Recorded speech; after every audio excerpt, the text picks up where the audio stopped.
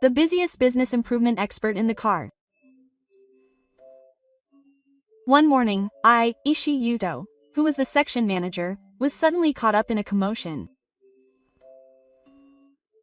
Why didn't you come to the final confirmation of the contract yesterday? I couldn't believe my ears when I heard my subordinate's voice. The document should have clearly stated that it would be next week. However, when I checked the data, it had somehow been changed. The meeting was about the introduction of a new business improvement system worth tens of millions of yen. Naturally, the client was furious, the contract was cancelled, and the car was thrown into chaos. I turned around, unable to fully understand the situation, and there was a man smiling quietly in front of me. There was clear malice in his eyes as he stared at me from the shadows, aiming to lose me as a customer. My name is Ishi Yuto. I am a business improvement expert in a major company and the section manager. Our department is in charge of improving business efficiency both inside and outside the company, and covers a wide range of areas from internal management to proposing and introducing business support programs for external parties. In other words, we are the power behind the scenes to organize the flow of the entire company and maximize profits.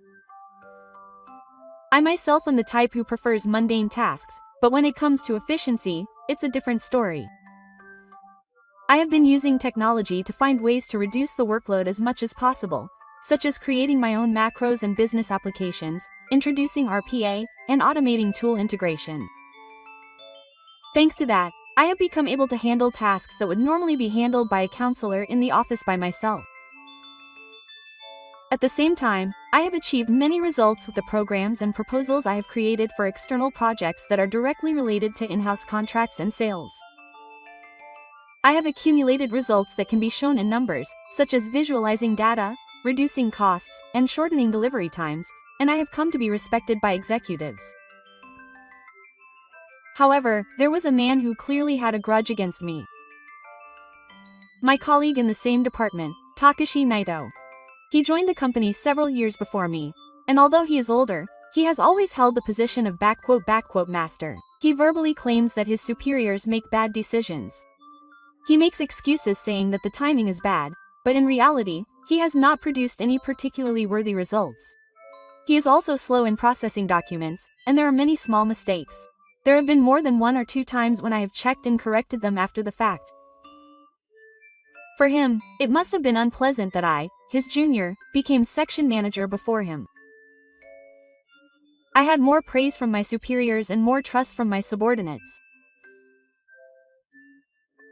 At work, he would sometimes make sarcastic remarks, like, "You seem to be getting favored these days," and in front of someone, he would make off-topic criticisms, saying, "Ishi is always on his computer and doesn't pay attention to people." What was even more troublesome was that he was the type who was obsessed with seniority. He couldn't stand it when someone younger than him overtook him. But I wasn't the type of person who would lose my composure to the point of reacting to such stares or gossip. Rather, I thought that if I had time to get caught up in such feelings, it would be much more meaningful to improve the system and reduce the burden on my subordinates. That's why I continued to quietly concentrate on my work every day. What I had to do was clear, and the results were proven by the numbers. I never imagined that one day I would suddenly be held responsible for a contract error. The atmosphere was noisy from the moment I arrived at work that morning. Before I could even get to my desk, one of my subordinates came running over, having replaced a missing person. "Hi San, why didn't you come to the final contract signing yesterday?" I frowned at those words. That can't be yesterday. The schedule definitely said next week. I hurriedly checked the documents I had saved on the in-car server and shared with my business partner, but the date had been changed to yesterday there too. My mind went blank. That project was for the introduction of a new system for an important business partner outside the company. If I missed that, my credibility would plummet. And when I contacted them right away, the business partner was furious. They told me that they could no longer rely on Ansha, and the contract was scrapped. The commotion spread quickly in the car, and this was a big problem. There were voices saying that the section manager had a heavy responsibility. Amidst all this chaos, there was one man who seemed unnaturally calm. It was Naito. He stood before me as if he had been waiting for me.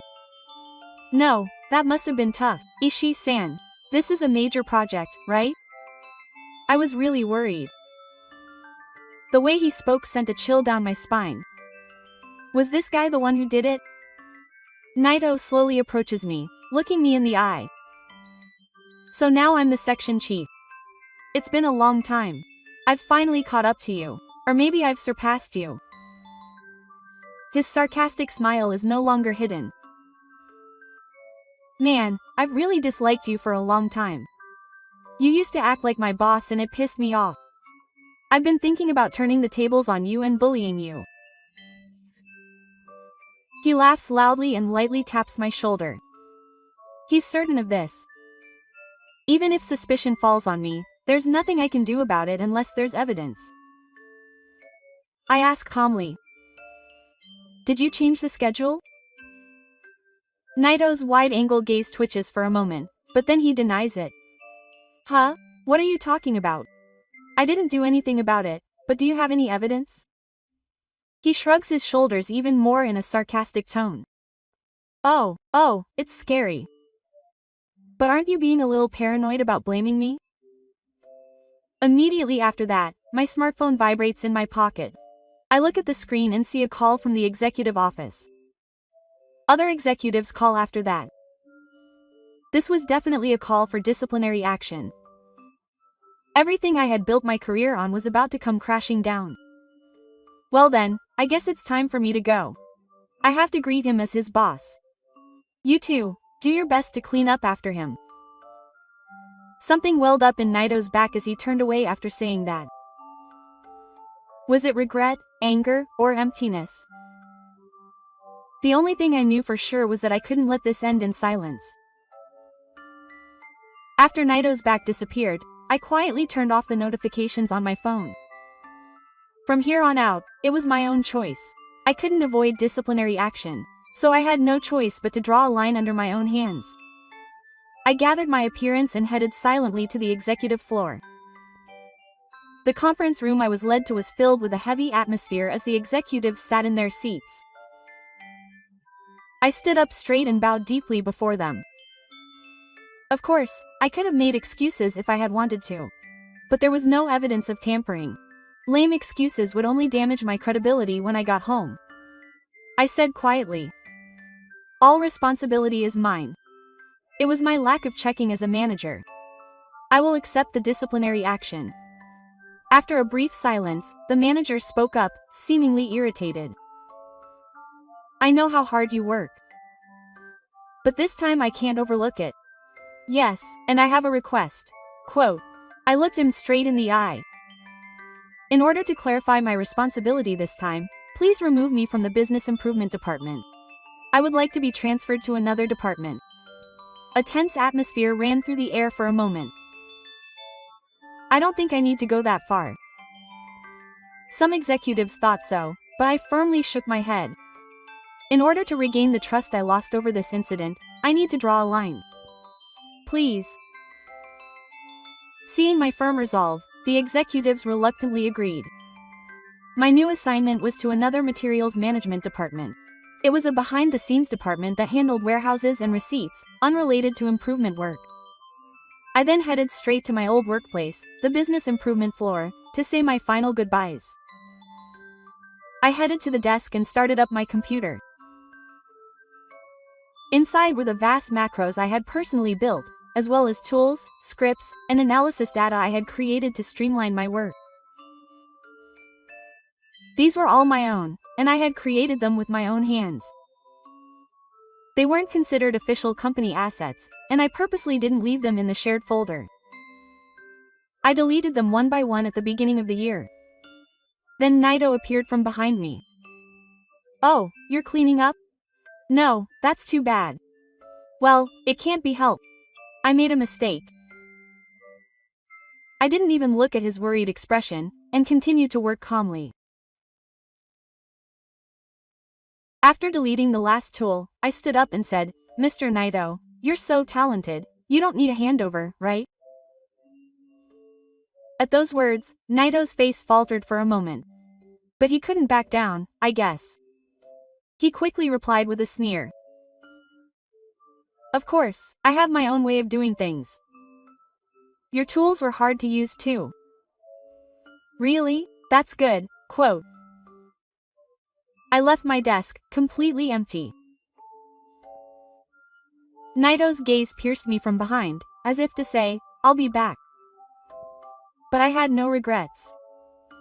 And so I opened the door to my new department, the Materials Management Office. It was an outdated space with old computers and paper receipts, but it was actually quite convenient for me. From here, we'll start improvements from scratch again. I'll accumulate new results with my own hands. I sat down at my desk with a quiet, burning determination in my heart. A week after moving, I was silently processing invoices in a corner of the Materials Management Department, and the confusion surrounding the business improvement naturally reached my ears. It seemed that pride had begun to emerge sooner than expected. The work wasn't going well, schedule adjustments were going awry, and it seemed that there was confusion even in communicating delivery dates to clients. Submission errors, missed responses, double bookings. The chain of mistakes wouldn't stop even in a single office. The cause was clear. The department's processing capacity had plummeted due to the disappearance of the business flow efficiency tool I had built. It was only natural, since we were relying on systems to handle tasks that were originally too much for people to handle manually. Meanwhile, Naito, whether he wanted to show off his skills as a section manager or was just being shy, refused to accept any handovers and tried to get through it on his own. But things quickly fell apart. He couldn't use the system properly, couldn't keep up with the manual work, and his subordinates were growing increasingly dissatisfied. No one knew who to ask or what to ask, and confusion was everywhere. Where did the original tool go? The previous section chief had automated this, right? Why is it so inefficient now? These kinds of voices were whispered not only in the conference room but also in various places on site. And gradually, the accusations were directed at Naito. He was doing what he was told, but he was attacked for everything afterwards. This kind of approach would have been unthinkable with the previous section chief. Whose decision was it that made him refuse to take over? Naito, who had initially listened in silence, gradually began to lose his composure. His face was gloomy, and his desk was overflowing with documents to process. He would usually be seen going out somewhere during his lunch break, but lately he was just brooding over his own achievements. Then one afternoon, Naito suddenly stood up from his seat and, without saying a word to anyone, left the floor with a single document in his hand. His destination was the materials supplier. Yes, that was the section I was currently working in. He walked silently, but his expression showed a mixture of anxiety, irritation, and a hint of hesitation. What kind of words did he intend to use, and how did he intend to treat me? All of that would become clear in the next moment. Naito stopped for a moment at the entrance, his eyes wandering as if he was concerned about the gazes around him. Then, as if he had forgotten his stomach, he moved forward and stood in front of my desk. Ishii-san, can I have a moment? His voice sounded like he was saying that. When I looked up, I saw a man who looked completely different from the intimidating expression he had once had. Dark circles under his eyes, disheveled hair, and a file still clutched tightly in his hand. I silently pulled out my chair and faced him. Then I flipped a switch in my pocket.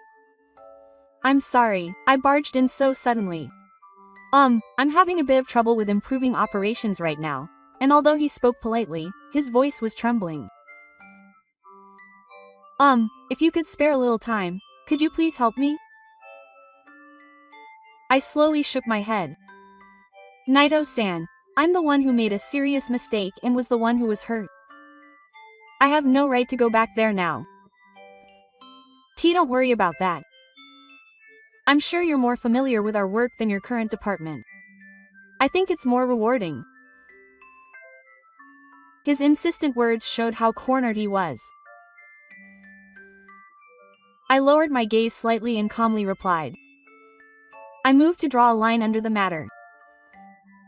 Besides, I'm also responsible for creating an environment where things couldn't function without you. That's not right.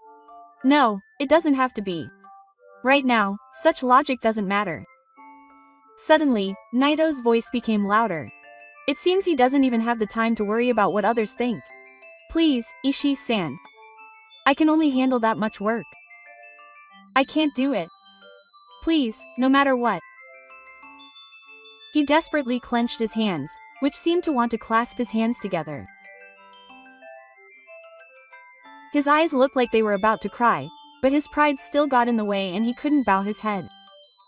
However, I didn't waver. I'm sorry. I can't work for you. Why did I hear a strangled voice escape my throat? I stood up from my chair and moved in front of Naito. A department with people who trap people and make them look at each other. I'm honestly scared of that kind of environment. Naito's eyes widened as if he had done so. He must have understood the meaning of my words. He opened his mouth but no sound came out. It's just the consequences of what he caused with his own hands coming back to haunt him. That's all.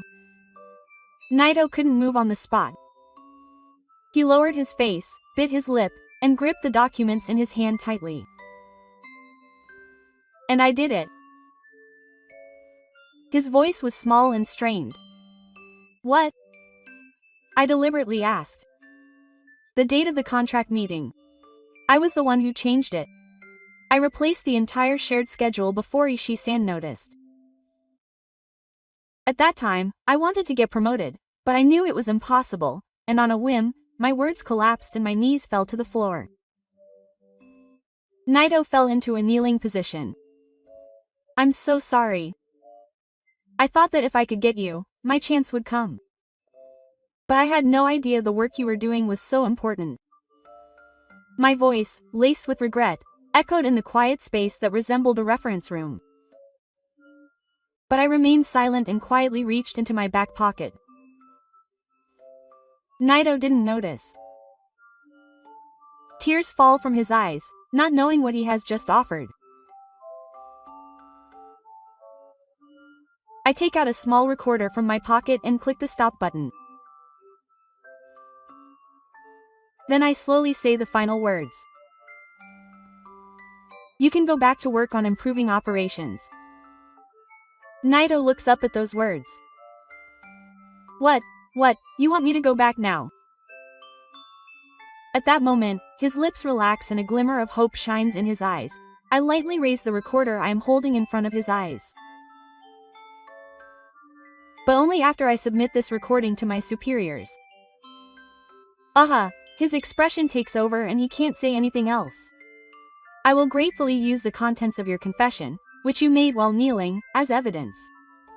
I will return to my original department. It took Naito a few seconds to understand the meaning of those words, even in your absence. And his face turns pale in the blink of an eye. Wait a minute. Then I'll be fired. That's not something I can sense. My response is short and cold. Please don't submit the recording. Please, Ishii-san. Oh, I have a family too. The housing complex is still there for decades, and if I lose my food supply at this age, I won't be able to go anywhere. His desperate words made my back still. It was my fault. It was all my fault. So can you forgive me? Please. I just want you to come back. Can you please pretend that the recording never happened? He clasped his hands together, bowed his head, and clung to the leg of the chair, sobbing. He looked so miserable that I couldn't believe he was the man who had laughed so loudly. But I didn't say a word. I just handed him back the millet and headed for the exit of the materials manager's house. Stop. Please. Please. That one thing, that one scream pierced my spine, like the scream of someone having their lifeline cut. But I didn't stop. I slowly put my hand on the door without saying a word. As the crying echoed behind me, I quietly left the room. Then I put the recorder in my pocket and started walking. Oh, I just have to submit this. Follow the proper procedure and to the proper place. And I receive the evaluation I deserve. There is no looking back. His screams mean nothing to me anymore. I just keep walking quietly, one step at a time. A few days later, Naito was fired from the company.